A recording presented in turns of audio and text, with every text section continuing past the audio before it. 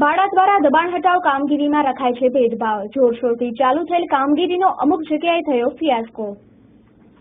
ભુજમાં અત્યારે જાણે દબાણ હટાવ કામગીરીની સિઝન ચાલી રહી છે।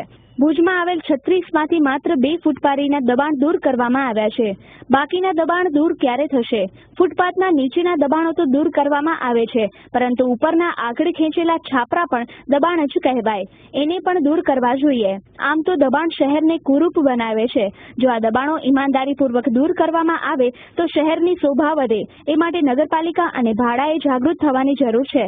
મહાન્યુઝની ટીમ અને કથિત ટીવી સમાધાન ટીમ અત્યારે એસટી પાસે આવેલી છે।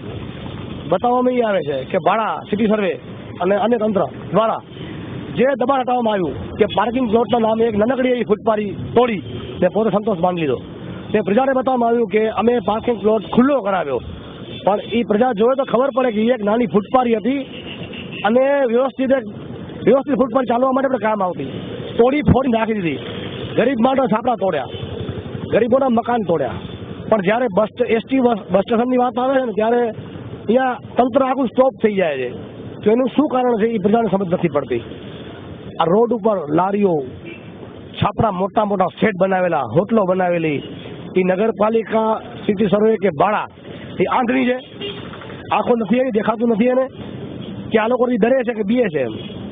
શા માટે આ દબાણ હટતું નથી? માત્ર એક ફૂટપારી હટાવી ને પ્રજાને કામગીરી બતાવે છે કે ભાડા અને સિટી સર્વે અને નગરપાલિકા કામ કરે છે, તો હજી 36 પાર્કિંગ પ્લોટ છે, એમાંથી 2 થી 3 જ હટાવવામાં આવ્યા છે, બાકી બધામાં દબાણ છે।